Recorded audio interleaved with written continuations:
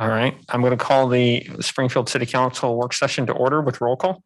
Mayor Van Gordon, Here. Councillor Pitts, Here. Councillor Moe, Here. Councillor Rodley, Here. Councillor Stair, Here. Councillor Woodrow, Here. and Councillor Pictionary. I'm here. Thank you. Well, look at this. Before we get started, Neil, could you let everybody know how many folks are on the line since we can't see it in the building? Yes, there 19 participants total, 13 attendees and 6 panelists. All right, thank you. We've got two items tonight. So it's the first item is fiscal year 2023 Community Development Block Grant Draft Action Plan with Aaron Fifield.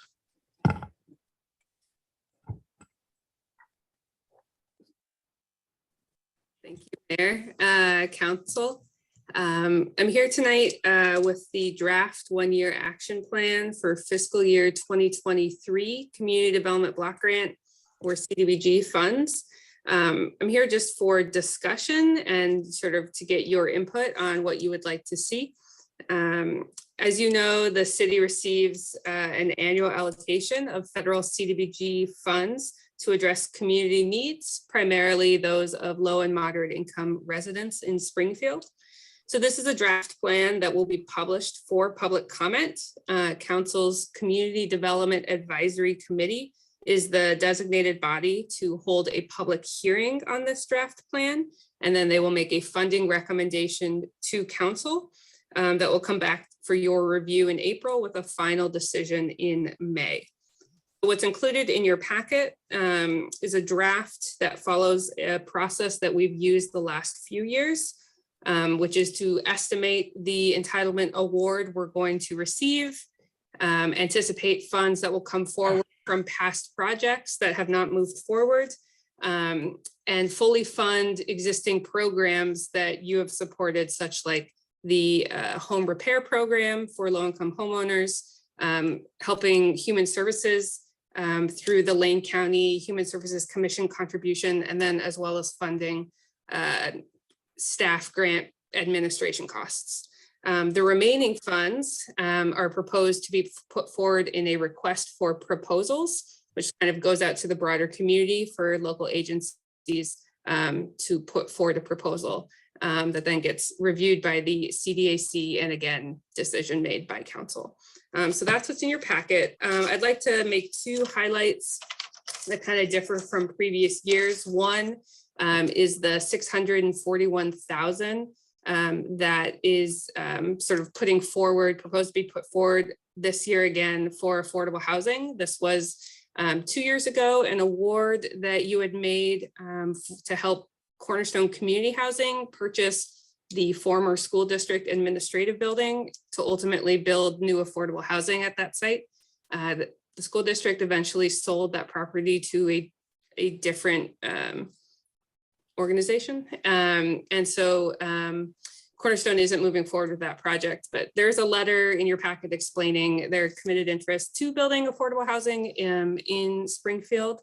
And so given your direction in the past through the housing strategy, and certainly what I've heard, not just from Cornerstone, but other developers, is how important land is and how any help we can provide with them to acquire land ultimately would help them build affordable housing in Springfield. So the proposal being keeping the 641 in that bucket, but trying to figure out a better way to make sure agencies can move forward with the project. I'll say the other highlight I wanted to point out is that the down payment assistance program, the SHOP program, that the city has operated for many years, has undergone a few changes in the last year, certainly with the housing crisis. And we have been unable to sort of give out down payment assistance through that program to really help homeowners sort of bridge the gap between what they're able to afford and what we've seen houses going for sale on the private market. Last year, you may remember Square One Villages came in with a request for down payment assistance with their C Street Co-op.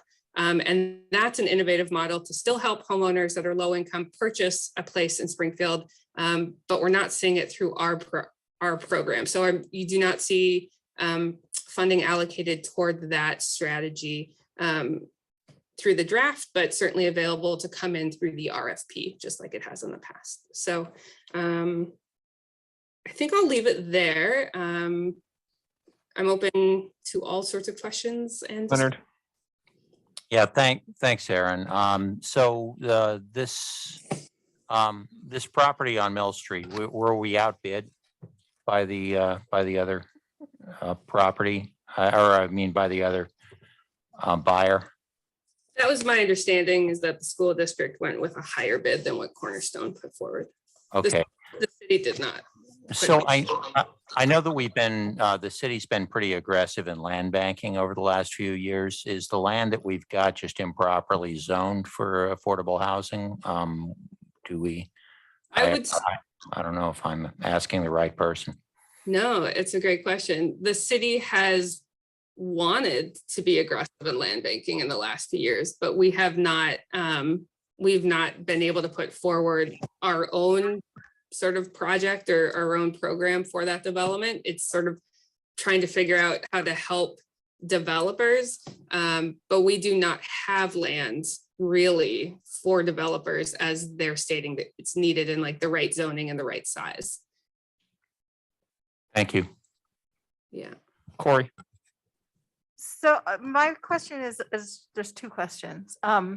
One is, I know that the way the market has gone, we haven't been able to support down payment assistance for home ownership. But a lot of this has leaned towards affordable housing, which we need for sure. I'm wondering if we can't do the down payment assistance, can we do some sort of innovative support to support home ownership, first time home buyers? Are there other programs or things that we can support to try to encourage that happening? And that leads into the second piece of my question, is just wondering, because I'm relatively new to this process, if this is pretty much just carrying over the priorities from the past, or if there's anything new on here, or any room for us to sort of look at new things to, like you said, like the C Street Co-op, anything else that could be innovative to help to like increase housing?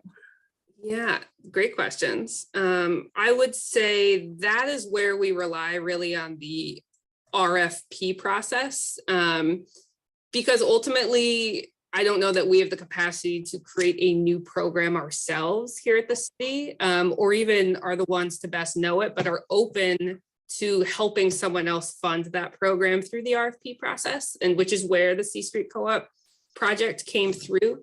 I certainly have plans to talk to Dev Northwest, knowing that they have funded a down payment assistance in the past and certainly are helping prospective homebuyers figure out their finances, and they might have an innovative model that could potentially work more than we are familiar with.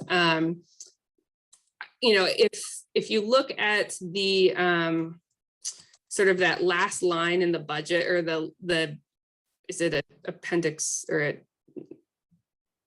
attachment 2 maybe, that kind of has just the one pager budget proposal. You'll see that that first column is called the Consolidated Plan Strategy. And so those 7 strategies are kind of like the big umbrella that any project needs to fit into, but it can be pretty flexible about what that project looks like. So you'll see, you know, economic development in there, but, you know, I've talked to city manager's office and they have a loan program there, but if there's something new, like a micro enterprise program or something that Dev Northwest wants to sort of bring back, it can certainly come in through the request for proposals.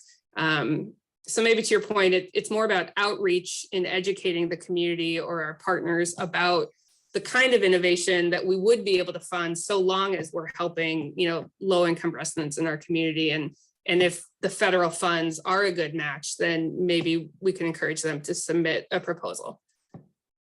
So Aaron, right now, right, what we're sort of head nodding tonight is just sort of the menu items, right? These are just the big buckets. They're not about individual projects. It's sort of the scoping of where we want to spend this money so we can put it out for public comment.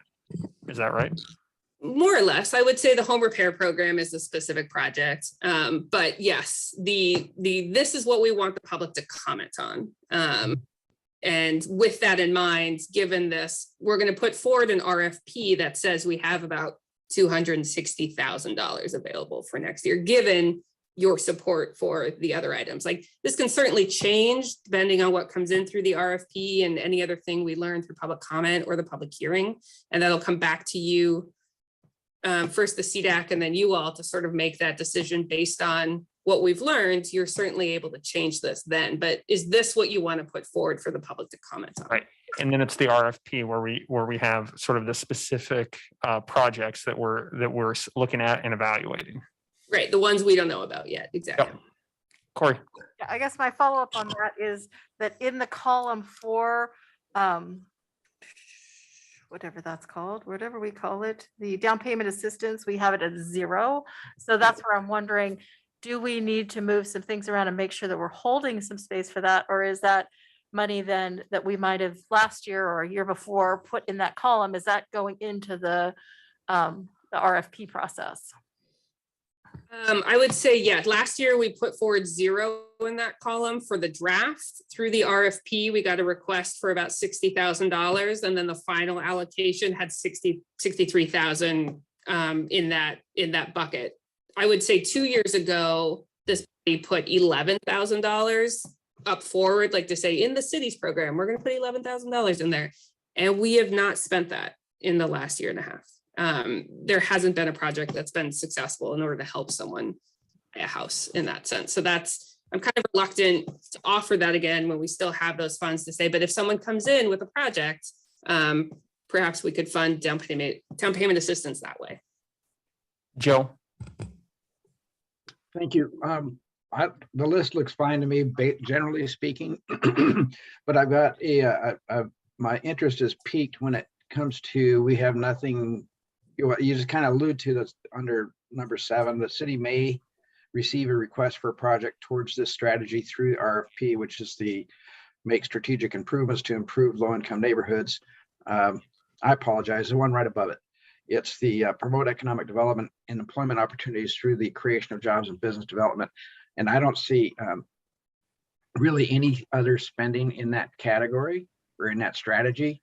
And I just want to really like to emphasize that I want to see that so it's spread out, so it's not focused so much in one area. I would like to see that money spread out and invested, and that will give us an opportunity to see really what kind of bang for buck we're getting and what kind of returns we're getting on those investments. Is, returns meaning, are we getting good economic development? Are we getting good jobs? Are we creating good business opportunities? Because we can't invest everything in housing and nothing anywhere else without improving the general climate.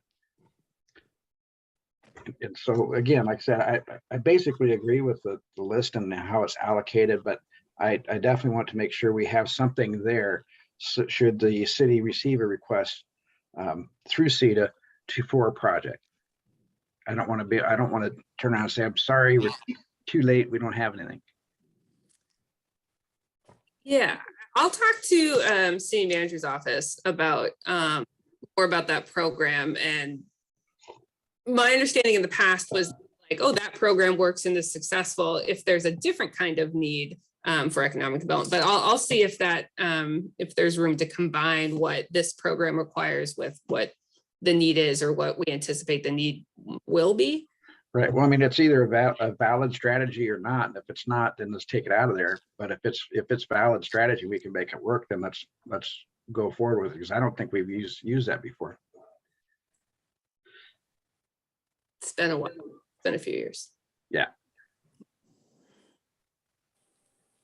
Early.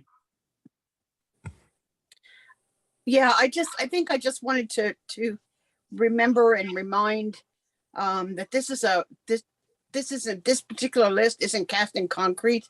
We're looking ahead to the RFPs that come in and the evaluation of them. And until we finalize it as a council, we can change it however we want, even though we've allotted a certain amount of money in a certain area. If something good comes in that we want to award that rather than something that's else, we can do that. We can negotiate and move stuff around. We have that capability all the way up until the time when we absolutely finalize it as the 1-year action plan. So I think this is just a menu to begin with. that gives a highlight of what can be and where the money can go. But we don't know what RFPs will come in. So we don't know how to evaluate the final menu until we hear from those RFPs.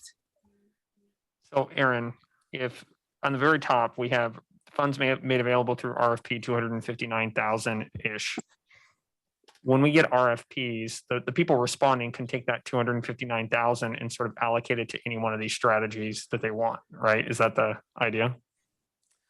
Yeah, the RFP would require a proposal that meets one of these strategies exactly. So depending on what council directs funding for, we kind of shuffle them all to their respective strategies.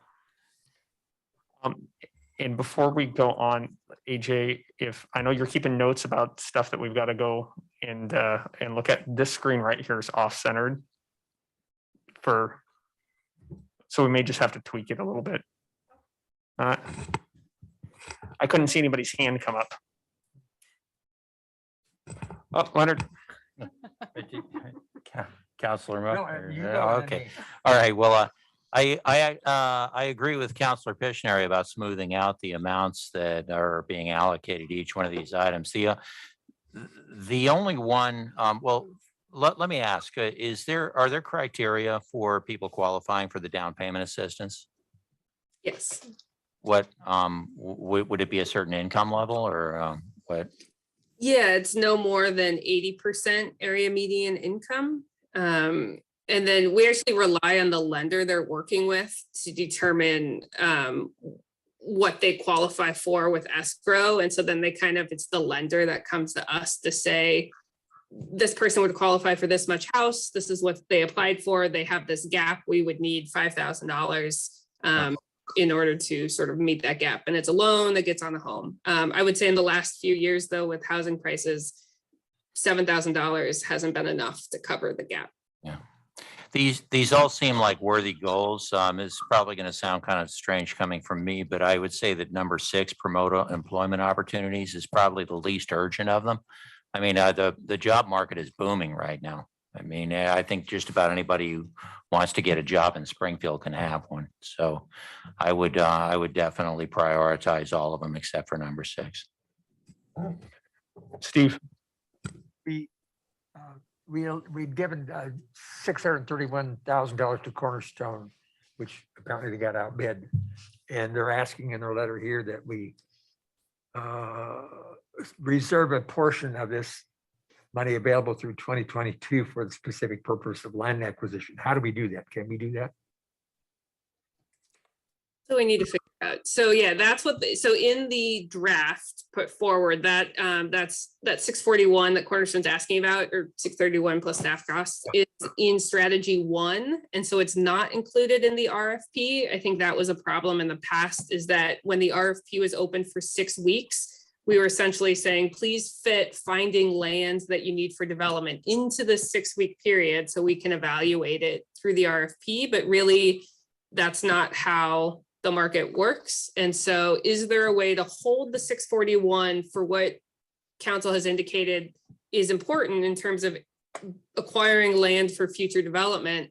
But let's figure out a process outside of the RFP process to make sure, okay, a developer that qualifies, has a project that qualifies, it meets the criteria, they have site control, now we can move forward, still meet council goal, but kind of do it out of this 6-week period.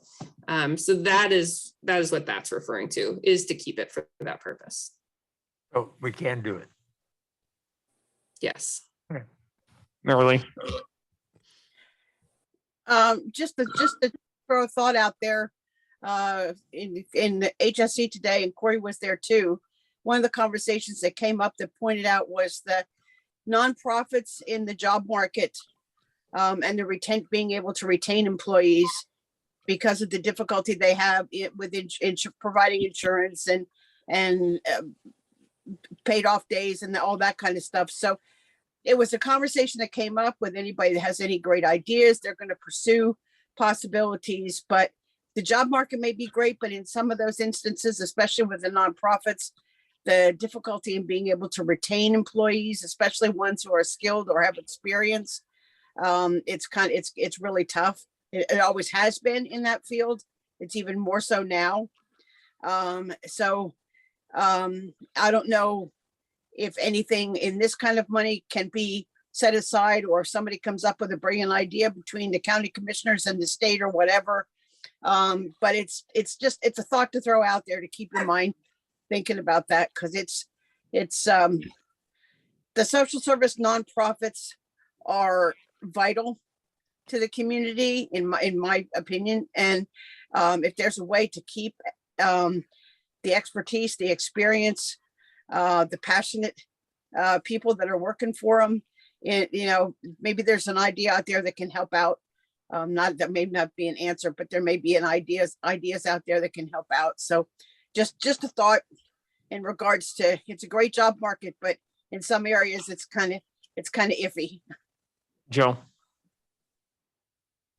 Thank you, Sean. So in regards to the job market and creation of jobs, et cetera, I'm thinking, I don't know, well, I guess Mary Lee was here and maybe Sean, when we put together that package for US Bakery and in Glenwood, and part of the parameters of us city helping that bakery go into Glenwood is that it was conditional, and it was conditional that those jobs paid over the mean income, and that they had to have so many people employed full-time over that mean income, which then allowed all those families that were working there to be able to go into homes that were not low income homes, which took the stress off of those low income homes and inventory.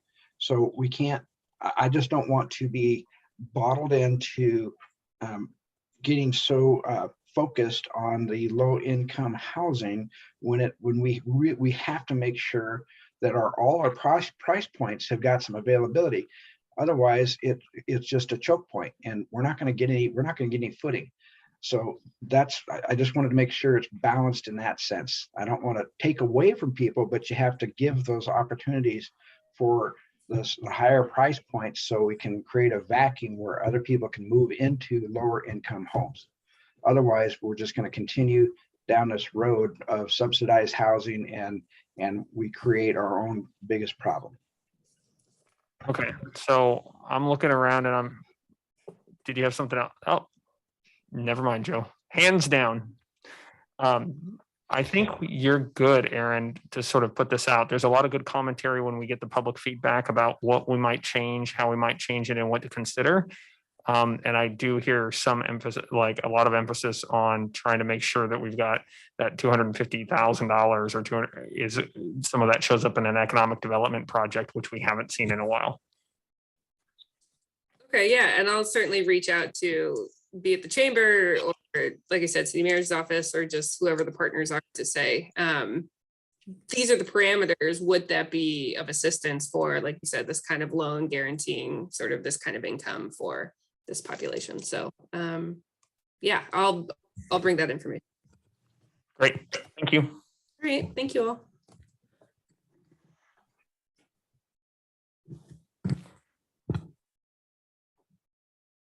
All right, looks like the next item is our quarterly development code update with Mark Rust. And we have Mark right on time. Good evening, Mayor and councilors. Thanks for allowing me time tonight. I'm going to share my screen if that's all right. I do have some PowerPoint slides I want to walk through. And my apologies for having these get to you late. They were emailed out earlier this afternoon. And I did just notice a typo in one of them. I'll point out when I get to it tonight. But I'm here to provide you the quarterly update on the Development Code Update project, and just let you know where we're at. We're moving right along with the project on phase 1 and phase 2, which is phase 1 is housing and phase 2 is the employment lands. I like to just go through these purpose and objective statements every time, so we all are reminded, and for anybody watching or listening now or later, that these purpose and objective statements, I'm not going to read through them, but these were approved as part of the community engagement plan that were developed with the city council and then ultimately approved by our planning commission, acting in their capacity as the committee for citizen involvement. So these parts of the community engagement plan have been in place all throughout the project. We have incorporated the purpose and objectives into the findings and the working documents to help justify the code updates that we're proposing. Another reminder on the timeline where we're at, you've all seen this timeline before. It's also in the community engagement plan. It has been updated a couple times throughout the over 3 years duration so far of the project. You can see here in the first quarter of 2022, where the yellow bars represent the phase 1, the housing code updates, and the orange bars represent the phase 2 for employment lands. We are moved into now the tasks of the adoption process, and we're about halfway through that process. And where we're at with those is in the formal public hearings process with our planning commission. So I'm going to touch on that a little bit. A lot of this information is contained in your packet tonight, in your packet memorandum. And in that packet also is an attachment number 3 that is one of the memos that we provided to our planning commission as well for their last work session and deliberations. So we did hold the formal public hearing on January 4th. This is the typo here, the number 4 in the slides that were shared with you this afternoon. It said January 1st, just a slip of the finger there. So January 4th, right at the beginning of the year, we came out of the holidays and held a public hearing. I go into this in a little bit more detail, but provided notice for those public hearings, and we did receive some comments. At the end of the public hearing that night on the 4th, the joint planning commissions closed the public hearing and left the record open for 2 weeks until the January 18th. And the joint planning commissions met on the 18th in the evening again for joint deliberations. And I'm saying joint planning commissions because it's both now the Springfield Planning Commission and the Lane County Planning Commission, because some of our proposed code changes impact the lands outside the city limits, inside the urban growth boundary. Lane County co-adopts those portions that affect those lands outside the city limits. So they did set some continuing deliberations to meet separately after the January 18th joint deliberations. So our planning commission will be meeting on February 1st, followed by the Lane County Planning Commission meeting on February 15th. Depending on how the February 1st deliberations go with our planning commission, that February 15th deliberations could be another joint deliberations if our planning commission is ready to move forward and make a formal recommendation to the city council, and the Lane County Planning Commission make a recommendation to the Board of County Commissioners. So at the public hearing on January 4th, it was a virtual meeting, and so there were about 19 people or members of the public attending the meeting. Participating in the meeting as participants, including planning commissioners and staff, there were about 43 participants.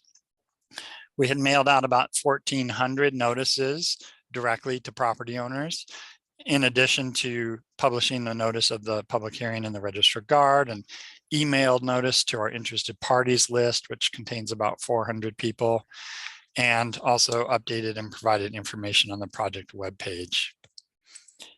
So just a quick summary of how that initial public hearing went. Based on all those notices and the people that I attended, 8 people testified from the public. It was some good testimony. 2 written pieces of testimony were submitted prior to the public hearing.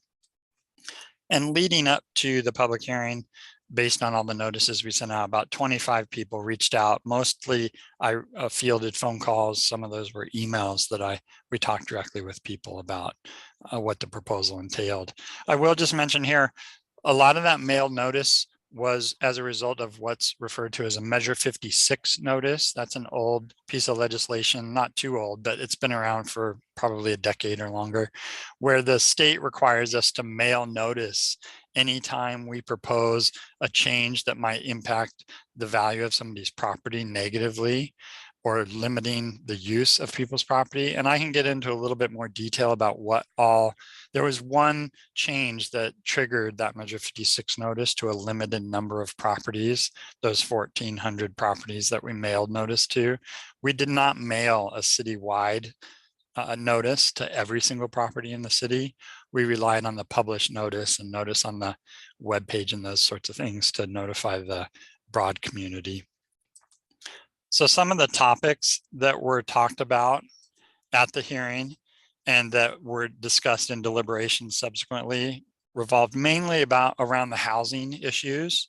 And one was the topic of lot sizes, specifically related to middle housing for the most part. As you're aware, I've talked to you before about us implementing the state requirements to allow middle housing.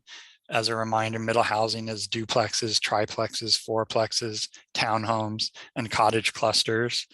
Another concern is how we're implementing lot coverage, or we had proposed to change the lot coverage to what we were calling an impervious surface area standard. And I can hit on any of this in more detail if needed. Parking, and these topics are also discussed in more detail in the packet materials, including the agenda memo to the Planning Commission in the back of your packet. Parking is one of those topics that seems to always come up and that people are pretty interested in, for sure. And then some key definitions that were brought up to make sure we get the definitions part correct, because definitions are relied on for a lot of the interpretation and how things are applied. Other topics that came up through either public testimony or deliberations with the planning commissions included displacement or demolition of existing dwellings, concerns about that. And so protecting existing housing so that it's not all demolished and replaced necessarily. Ensuring adequate access to green space was a topic. Promoting home ownership over rather just pure rental housing being built. And then also the topic of annexation came up.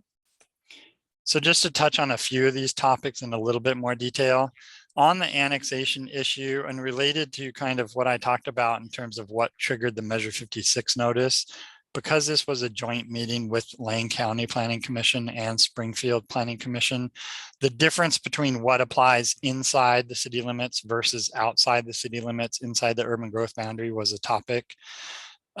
We explained that in more detail and provide some information in the memorandums. This is a map showing all of the properties inside the city limits. I'm not sure how well you'll be able to see this, but this comprises the majority of the 1,400 properties that we mailed notice to. And what these properties are the existing medium density and high density residential zone properties in the city limits.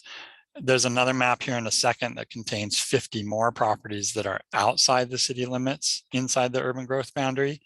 But the change that we're making that triggered this Measure 56 notice is because we're proposing to no longer allow detached single family homes to be built by themselves on these medium density and high density residential zone properties. Our existing development code allows just one home to be built on these properties. And there's some logic behind that that I can get into. It relates to how the state laws are requiring us to implement the new middle housing provisions and also protecting our land supply, because there's a pretty finite amount of this medium density and high density, that protecting it for more intense really housing development rather than just single family homes and middle housing. But really this is where we would see development more like apartment complexes and things like that. This is a map. These are pretty hard to see. I've identified 7 different areas with numbers here that just are small little pockets of just a handful of lots scattered around the perimeter of the city. Like I said, just outside the city limits, inside the urban growth boundary. So those are some pockets of land outside the city limits. There's about 50 of them. Only 2 of those 50 are undeveloped. The majority of them are already developed. And so we talked at the County Planning Commission level specifically about these, because that's one of their areas of concern is outside the city limits. Another topic that we've heard quite a bit about, and I know at least Councillor Mo has also heard quite a bit about, is impacts to the historic district. So the state laws around how we implement middle housing are very specific about what we can and can't do in relation to allowing or not allowing middle housing in the historic district or in any historic district around the state. So this is a map of the boundary of our existing historic district, this kind of dark line highlighting the perimeter. So our existing historic district is has two different zoning districts within it. Actually, it has more than that. There's some properties that are zoned commercial down here along the southern edge as well. But primarily, you can see this area on the west side or the left side of the map that is a darker shade. That's medium density residential, where this larger, the east side of the historic district is low density residential. So again, because of that proposal to no longer allow detached single family homes in medium and high density residential, these property owners, about a third or maybe a little more than a third of the property owners in the historic district received those mailed notices, where the rest of the property owners in the low density did not receive those mailed notices. And in retrospect, we think that created some confusion. It did, the state mandated language that's required to go in that notice talks about rezoning of your property.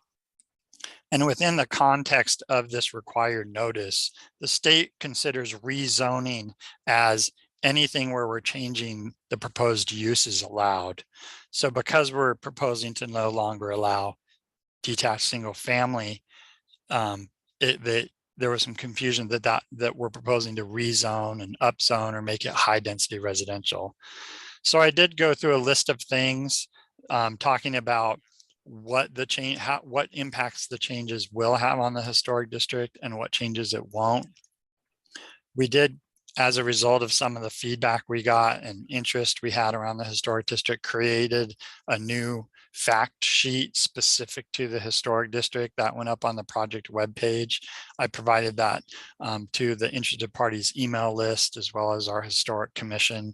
I think I sent it directly maybe to Councillor Mo, hopefully as well, so he could provide it to his constituents. But just not so much specific to the historic district, but related to this topic and what the code is doing or is not doing with the proposed changes is, as required by state law, we're allowing all these new middle housing types in all residential areas, including the historic district. So there was some understanding by folks or questions about that middle housing shouldn't be allowed in the historic district. And that is not true. The state law very clearly requires us that we must allow the middle housing in the historic district. One of the big differences between the middle housing that we have to allow in the historic district versus middle housing outside of the historic district everywhere else throughout the city is that we can still require any of that new middle housing to meet all the historic district development standards and along the lines of the aesthetics and maintaining the historic character of the historic district. So we cannot do that. We cannot require any kind of subjective design review for middle housing outside the historic district, but we can continue to do that for the housing types in the historic district. And then, as I mentioned, we're proposing to no longer allow the single unit dwellings in the medium and high density residential zones. I'm not going to read this. I'm happy to go into more detail. I just have a couple more slides here. And then, so this is what also will not be proposed. Any new or any existing single unit dwellings will not be required to make any change. There's some confusion about also just, again, the way the state laws are written to implement middle housing is, and the way we've defined them, is that you could add a second detached single family home to a property similar to an ADU, but it could be bigger than an ADU. So it's technically a completely separate new dwelling. Even that would be 2 single-family dwellings on one lot. It would be considered a duplex under the middle housing rules. And so people wanted to clarify that that would still be allowed, even though it sounds like, oh, well, we want to add a second single-family dwelling. You're saying we can't do that. Well, you can. Again, it kind of relates back to the definitions. So some of the nuance is still there. Unfortunately, with the code update more broadly, we were trying to make the code more simple to use and easier to understand and implement.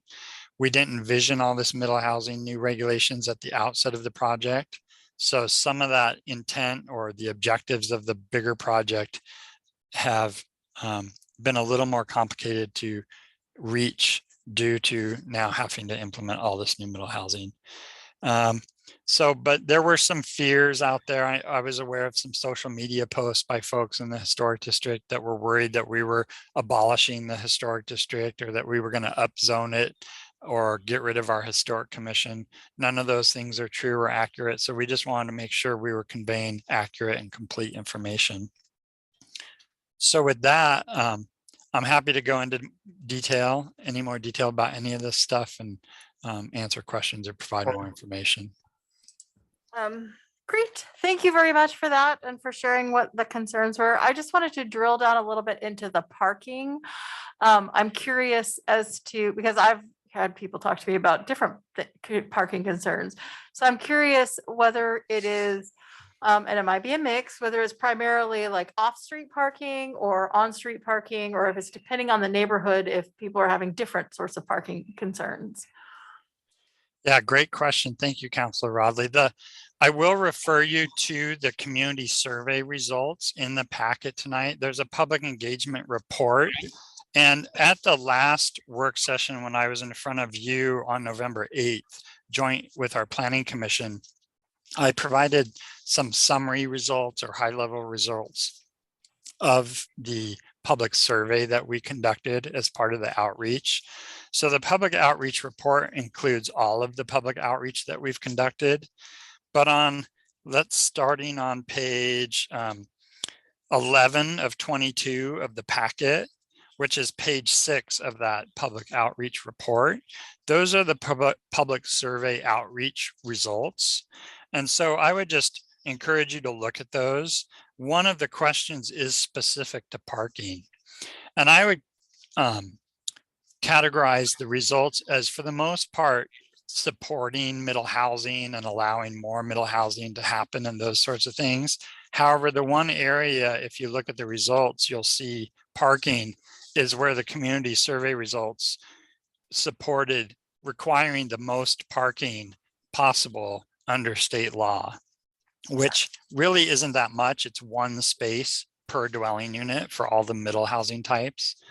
So currently we require 2 spaces for a single family home. These are on-site parking spaces to kind of address part of your question. And so under today's code for a duplex, we would require 4 parking spaces, 2 for each side of the dwelling or for each of the 2 dwellings.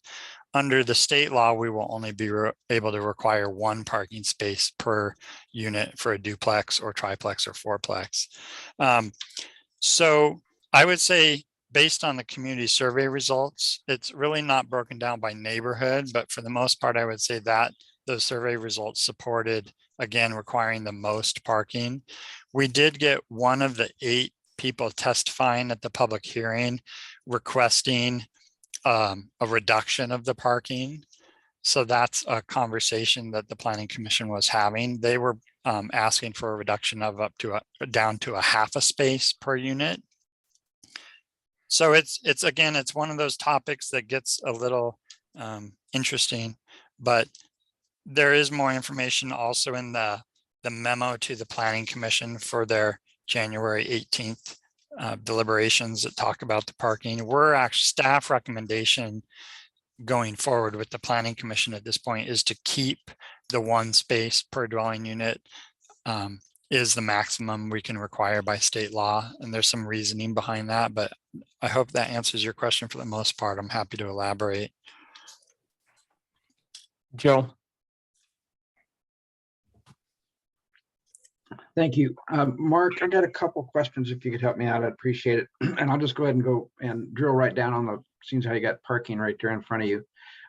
So you said one space maximum, so it's not saying one space minimum.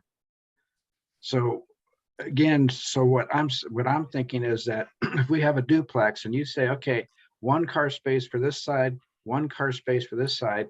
So what happened to the families that they're both workers, and I don't know of any family that at least out here in Thurston that has got one car, and they're renters and they're trying to work, and yet we're going to force them out onto the street, which the streets are already burdened with vehicles. How's that going to work? I mean, I can't see it working. And, It's a and great, the person that wants half a space, we're not all bicyclists, okay?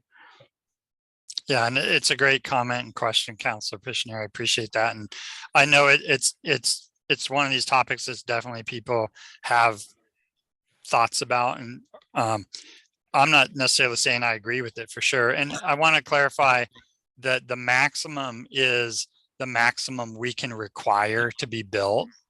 So it's really not a maximum that they're allowed to build. So a developer has the opportunity to build more, whatever the market dictates. It's just that in terms of the city's requirements, the most we can require a developer to build is the one space per unit. If a developer says, you know, they want to be able to rent their units and understand the dynamics of the market, so they're going to build 2 per unit or more, they can continue to do that. There's no limitation on the amount they can build. It's just that it's the limitation on the amount we can require them to build. So it almost seems backwards to me in a sense that it's like, okay,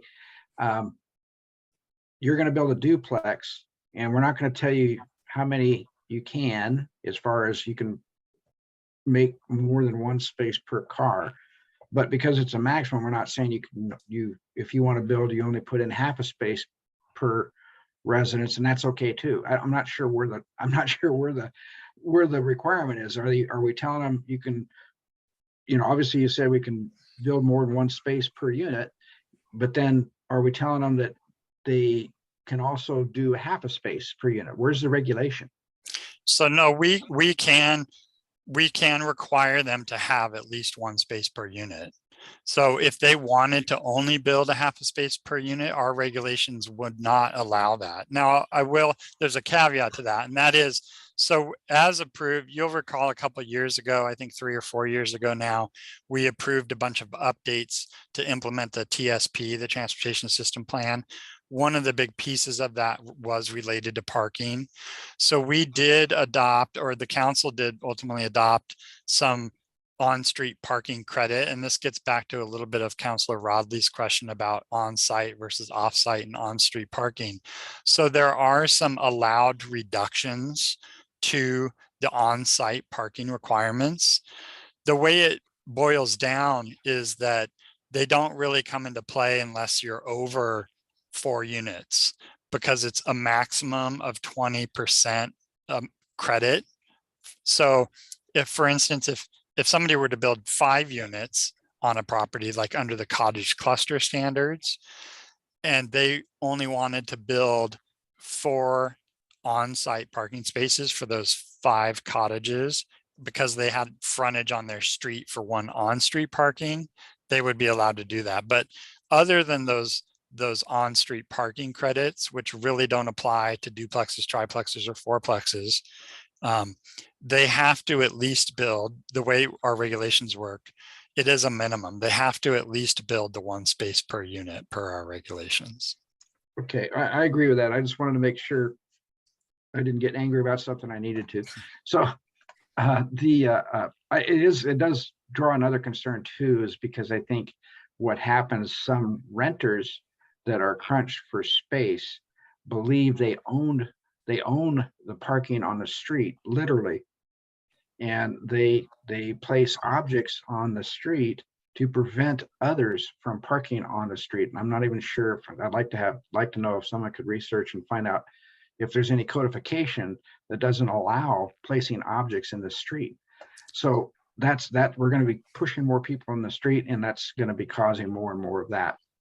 So enough said on that. I appreciate that. Now that the only other question I had at this point was that when you go to change, you're talking about throwing a single family dwelling and a single family dwelling on the same lot. You're going to redesignate those as a duplex, correct? Correct. So that creates an impact, a significant impact with financial institutions on property designations when it comes to financing.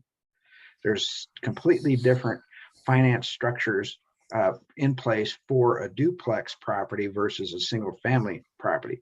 Who's going to who's going to have or bear the onerous of notification of those finance or the owner of those mortgages? Because that is a huge difference when it comes to valuation, but also with the ability or actually the future inability for someone to finance that lot or refinance that lot because it's now a duplex. Yeah, and it's a great point. And this will be happening statewide. So this whole idea that basically for the most part, every single family home neighborhood now is, for all intents and purposes, rezoned to allow duplexes, triplexes, and fourplexes, is a phenomenon that's going to be happening in all the large cities statewide. I can't speak directly to the financing part. I will say, we get what we call zoning verification letter requests often from financial institutions where somebody's either refinancing or trying to get a loan for something. And so we'll verify what the zoning is. So they have it in writing from us on our letterhead to use it for their, financing package. And so you're right, though. I think that there is a potential there to create some confusion about, well, what is this property zoned and what's allowed on it? And honestly, that's one of the reasons why we're proposing to change the name of the zones to begin with. So our existing zoning names for the residential districts are low density residential, medium density residential, and high density. Because of middle housing, really regulating by density is kind of gone out the window. Because of middle housing, effectively all the previous low density residential land has now allows densities that are more on par with the medium density zones for sure, if not pushing the high density residential. So just changing to R1, R2, R3 designations takes out that nomenclature about talking about density. And it's potentially just blurring the lines between having different zones altogether. But anyway. So in essence, any of this change could negatively impact all properties. Depending on your perspective. Yeah. I mean, it's, again, but there's opportunity, there's two sides to every coin kind of thing. It's like, it's providing opportunity to build a lot more housing or providing a lot more flexibility to create a lot more units. People can build wealth by adding a second unit to their property where they couldn't have before and those types of things. So. Yeah, no, I'm not saying I'm against it. I'm just talking about your requirements for notification. If you go to make these changes, it potentially could create negative impact for almost all properties. And you were talking about mailing out those mailers to 300 or 400. So, yeah, again, we followed the state law requirements around who we were by law required to notice. It's an enormous cost to mail a notice to 40 or 50,000 different properties that we didn't want to have to do if we didn't have to. So, the under $10,000 worth of postage and mailing fees we paid just to notify the 1,400. I don't know what the cost was. Just some reduced number of cost to mail just 1,400 notices was a lot less than mailing 40 or 50,000 notices. I'll just have the state pay it. Okay, sounds good. Thanks. Appreciate it. Damien. Yeah, I mean, so this is kind of a rhetorical question, but I'm just curious what the makeup of the people who are making these state laws about parking is, because it seems that they're probably married or partnered, probably a little older, and own property. As somebody who lives in a town house that was built 5 years ago, I mean, I'm lucky enough to have an assigned parking spot, but if I want to have people over, they have to either Uber over, which that's ridiculous. Or they have to park across the street and potentially get towed. And so I do understand that parking can be expensive, but when you think about diversity and inclusion or retaining and recruiting the best and the brightest who will potentially stay here and spend their dollars and tell other people to come here, something as simple as having an extra parking spot so somebody can visit you could be the thing that keeps people sane. I mean, I'm speaking from experience, and nobody should have to risk getting told to get some cuddles. I mean, it's kind of ridiculous. And I mean, I don't understand land use that much. I mean, I'm a sociologist, so, but I do understand comfort. And I mean, half these apartments don't have AC as it is, but they swear it's not hot here. But then to add that, like, I can't hand nobody over, or they're gonna get told. Like, it doesn't make this place all that livable, especially for single people. And so I just really am curious what the makeup of this board is, because they seem to be extremely out of touch and kind of selfish. I'm happy to comment, Counselor Pitts. I think it's important comments and, questions being raised. And so I was on a panel of, I forget how many people, probably at least 30 people on the statewide rules advisory committee for writing the rules, the Oregon administrative rules on how to implement this new legislation. It was a bit of, I don't know, frustrating process, I guess is a word I'll use. Just the fact that city of Springfield is designated by the state as a large city under these rules is a little bit questionable to me. So depending on your perspective, Portland is barely a large city. It's obviously the largest city in the state, but because then they have different set of rules for medium-sized city. In my mind, Springfield's a large town growing into be a small city. But anyway, it is what it is. The law, was passed by the legislature, our representatives at the state level. So, but in writing these rules, I'll just share that a lot of the perspective was from kind of a large city perspective. And honestly, I think I can report fairly that the idea of kind of a very urban setting in, say, Portland is the vision for these rules to put onto other cities.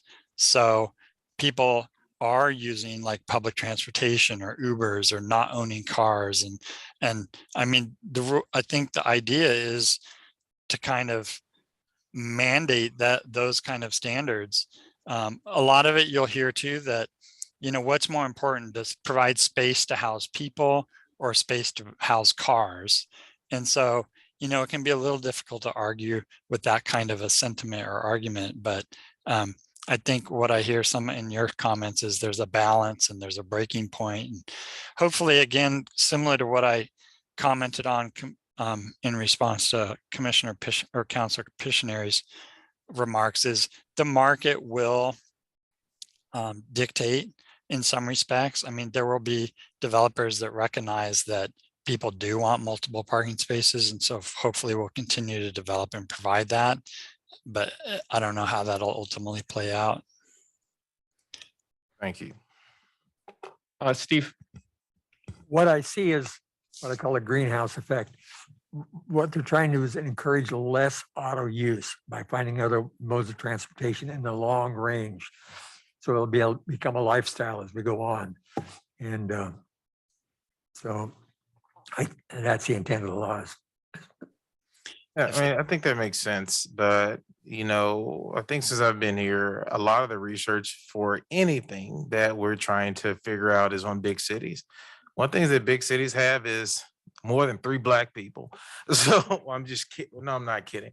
But I mean, you have various industries, you have different types of diversity, you have different institutions of higher education that are going to attract people here.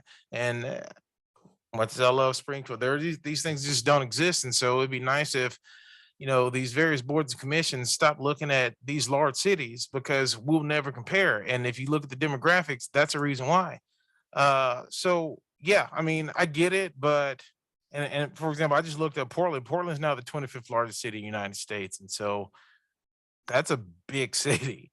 653,000 is not a drop in the bucket. And so it'll be nice if we just are cognizant of not always comparing ourselves, because there's small things that people don't think about, like certain types of restaurants, certain types of churches, or social organizations that do not exist out here that play a large role in retaining people. Okay, I'm done. Sorry. If I could just offer a quick comment to Councilor Mose, and I know some of you are aware of this, but I'll just take it as an opportunity to plug the Climate Friendly and Equitable Communities Act, or the rules making process that's happening right now at the state level. I know the mayor's involved with this, I think, with Emma Newman, our staff. One of the reasons we're recommending keeping the maximum parking at 1 and not lowering it now is because we envision we're going to be revisiting this within the next couple of years, probably at the most, when we're required by the state to implement the climate friendly and equitable communities rule that are being written right now. I think the rules coming out of that process, that's the result of a governor's executive order, not even legislation that was passed, is likely going to have even bigger impacts than this middle housing rules. So anyway, just so it's on your radar, if it's not already, it's something worth looking into. I've seen that list. It's going to be quite an impact, quite startling. Leonard. Well, meaning no disrespect to either Councilor Pishner or to Councilor Pitts.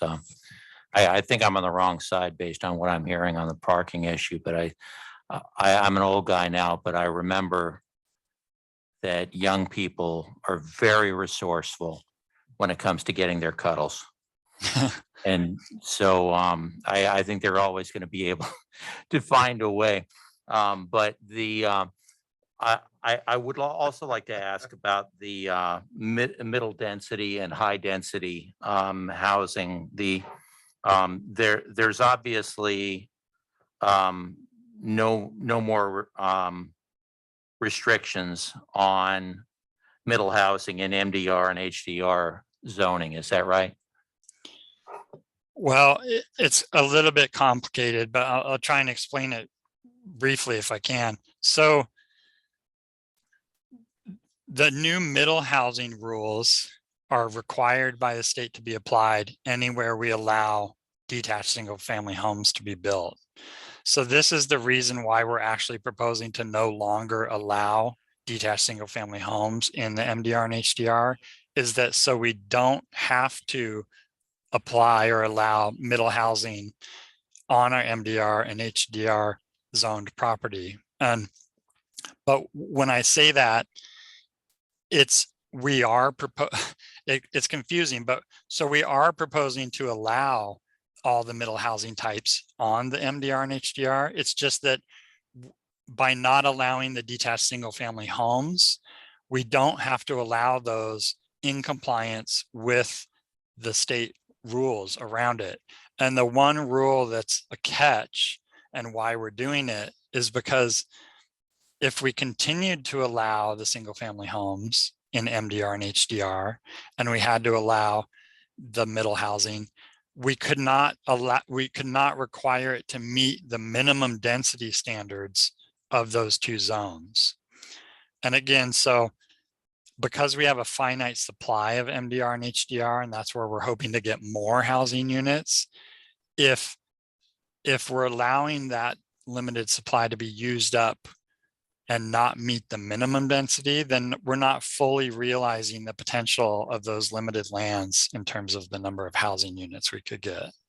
So there has to be a certain density in each each zone. In other words, in the MDR housing and the MDR zoning and the HDR zoning. How about in the low density residential? Is there a minimum density in the low density residential as well? There is. It's 6 units per net acre, which equates to the 3,000 square foot lot size that we're proposing. Thank you. Merrily.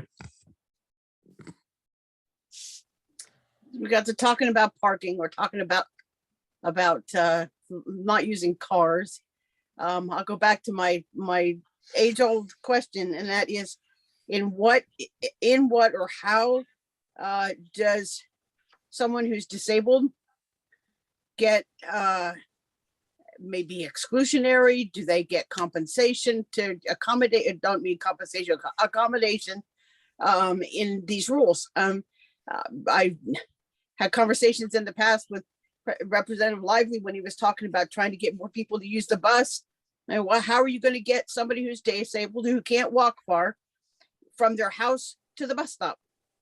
So, I mean, to me, that's a realistic question. And I look at this in the same way. You're talking about one parking space per dwelling unit, and yet you may have somebody in there who has to have an accommodating vehicle set up for them to be able to drive it in, and maybe the rest of the family doesn't need that. So you're automatically required to have two vehicles. How does that get accommodated? If it gets accommodated? Yeah, it's an important question.